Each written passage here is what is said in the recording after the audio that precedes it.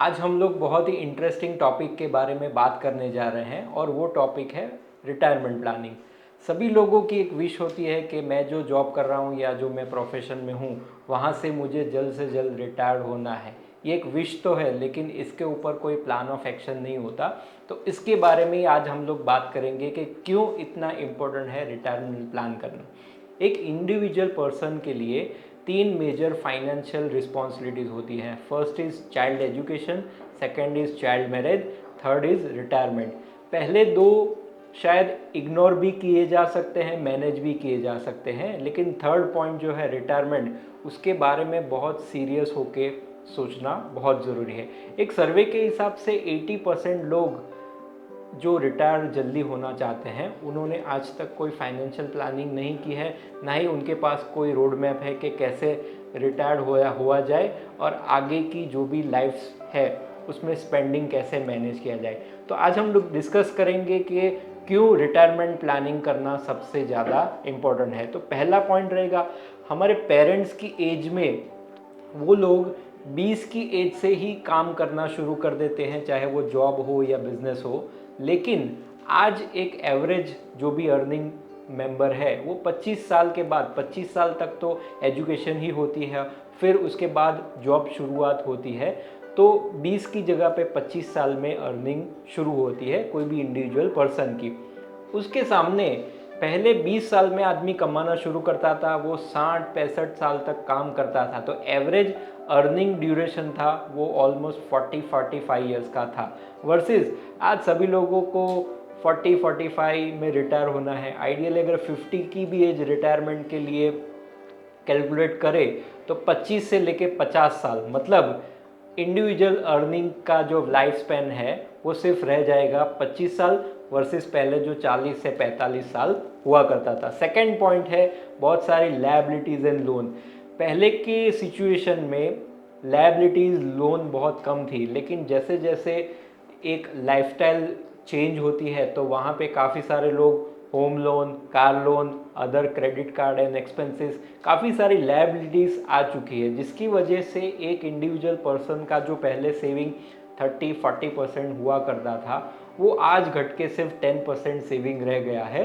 तो सेविंग का रेशियो घटता जा रहा है, जिसकी वजह से रिटायरमेंट प्लानिंग करने में आगे जाके प्रॉब्लम क्रिएट हो सकती है। नेक्स्ट पॉइंट आता है, पहले सब जॉइंट फैमिली में रहते थे, अभी धीरे धीरे ट्रेंड न्यूक्लियर फैमिली का आ चुका है, जिसकी वजह से घर में जो भी अर्निंग मेंबर है उसकी फाइनेंशियल रिस्पॉन्सिबिलिटी बढ़ जाती है। उसके अलावा एक सोशल ट्रेंड हम लोग ये देख रहे हैं कि पहले के टाइम पे बच्चे पापा के रिटायरमेंट के बाद साथ में रहते थे तो फाइनेंशियल रिस्पॉन्सिबिलिटी उनके ऊपर आ जाती थी और वही घर का बाकी सारा एक्सपेंसेस मैनेज करते हैं। आज जो सोशल लाइफस्टाइल चेंज हुई है, जहाँ पे बच्चे, अगर कोई सूरत में उसके पापा रह रहे हैं तो उसका बेटा या तो मुंबई बेंगलोर जैसे अदर सिटी में मूव हुआ है, या तो कनाडा, यूके, ऑस्ट्रेलिया जैसे अदर कंट्री में मूव हुआ है। तो वैसे केस में बीइंग अ फादर, उनको खुद की जो भी रिटायरमेंट के बाद फाइनेंशियल रिस्पॉन्सिबिलिटी, एक्सपेंसेस है, घर के जो खर्चे निकालने हैं,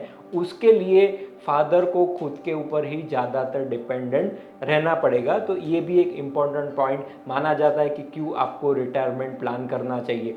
एक ये जो सर्वे हुआ था उसमें मेजॉरिटी लोग इन्फ्लेशन कॉस्ट को कैलकुलेट नहीं करते।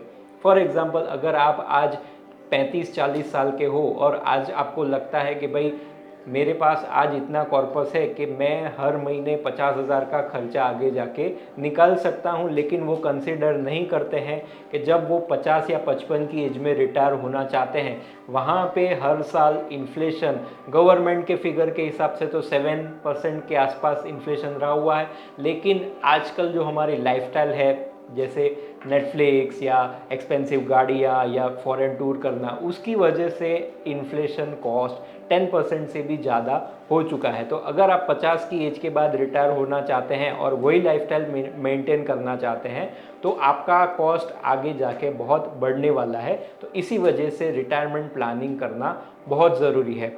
नेक्स्ट पॉइंट आता है, लोगों को बड़ी कन्फ्यूजन है कि रिटायरमेंट प्लानिंग जनरली 40 के बाद शुरुआत करनी चाहिए या 45 के बाद सोचना शुरू करना चाहिए, ये सरासर गलत है। जब कभी भी आप अपनी फर्स्ट जॉब स्टार्ट करते हो या तो बिजनेस स्टार्ट करके अर्निंग शुरू करते हो, वहीं से आपका रिटायरमेंट प्लान शुरू होना चाहिए, ताकि इसका सबसे बड़ा पॉजिटिव पॉइंट रहेगा, आप आने वाले 20-25 सालों तक जो भी छोटी छोटी अमाउंट सेव करोगे, इन्वेस्टमेंट करोगे, वो आगे जाके आपके रिटायरमेंट कॉर्पस के तौर पे इफेक्टिवली वर्क करेगी। जो लोग स्पेशली म्यूचुअल फंड में इन्वेस्टमेंट कर रहे हैं थ्रू एसआईपी, तो उनको मैं थोड़ा ब्रीफ करना चाहूँगा कि how they can plan for the retirement. Let's say किसी इन्वेस्टर ने 5 या 10,000 की एसआईपी शुरू की और ओवर अ पीरियड जब वो रिटायरमेंट लेना चाहते हैं और उनके पास 1 करोड़ या 2 करोड़ का कॉर्पस आ गया, तो म्यूचुअल फंड में एक एसडब्ल्यूपी का कंसेप्ट होता है, जहाँ पे हर महीने म्यूचुअल फंड का जो भी एसेट होता है वहाँ से एन्युअली 6 to 7% के हिसाब से पे आउट मिलता जाता है, और उसके हिसाब से वो corpus as it is intact रहता है, मार्केट के साथ बढ़ता भी रहता है। लेकिन रिटायरमेंट के लिए जो घर चलाने के लिए जो खर्चे चाहिए 50,000 से लेके 1 लाख रुपए, वो म्यूचुअल फंड में से एसडब्ल्यूपी के थ्रू मिलता जाएगा। तो आने वाले वीडियो में हम लोग एसडब्ल्यूपी के बारे में एक डिटेल कैलकुलेशन देखेंगे कि कैसे म्यूचुअल फंड के थ्रू आप अपना रिटायरमेंट कॉर्पस क्रिएट कर सकते हो और हैप्पीली रिटायर हो सकते हो। Have a good day, thank you.